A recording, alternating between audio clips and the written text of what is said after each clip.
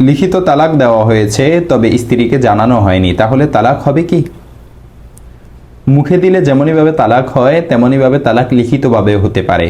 কেননা আল্লাহ রাসূল সাল্লাল্লাহু আলাইহি ওয়াসাল্লাম বলেছেন, সালাতুন জিদ্দুহুন্না জিদ্দুন ওয়া হাজলুহুন্না জিদ্দুন, আন-নিকাহু ওয়াত তালাকু ওয়া রাজআ। তিনটি বিষয় এমন রয়েছে যা বাস্তবে বা গোসায় অথবা হাসি ঠাট্টায় হোক সর্ব অবস্থায় কার্যকরী হয়ে থাকে। বিবাহ, তালাক এবং রাজআত। দেখতে পারেন সুনানে আবু দাউদ হাদিস নং 2194 এবং সুনানুত তিরমিজি হাদিস নং 1184।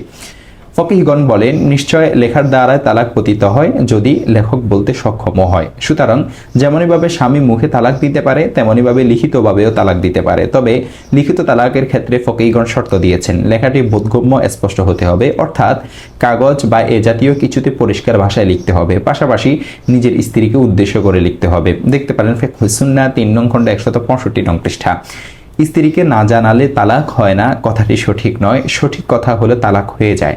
দেখতে পারেন আল ফিকহুল ইসলামী ওয়া আদিল্লাতুহু 9 নং খণ্ড 291 নং পৃষ্ঠা। তালাক স্ত্রীকে শুনিয়ে দিতে হবে কিংবা সাক্ষী রাখতে হবে, তালাকের ক্ষেত্রে এ জাতীয় কোনো শর্ত নেই।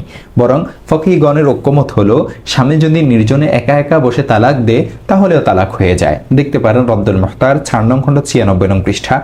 আরও দেখতে পারেন আল মুহিতুল বুরহানি 3 নং খণ্ড 210 নং পৃষ্ঠা। তোরে আমি ছেড়ে দিয়েছি, তোমাকে তালাক দিচ্ছি, এ সকল স্পষ্ট শব্দ বলা বা লিখার সময় তালাকের নিয়ত থাকা বা না থাকার কোনো ধর্তব্য নেই। সর্বাবস্থায় তা স্ত্রীকে উদ্দেশ্য করে বললে তালাক হিসেবে পরিগণিত হয়। দেখতে পারেন রদ্দুল মুখতার 4 নং খণ্ড 530 নং পৃষ্ঠা।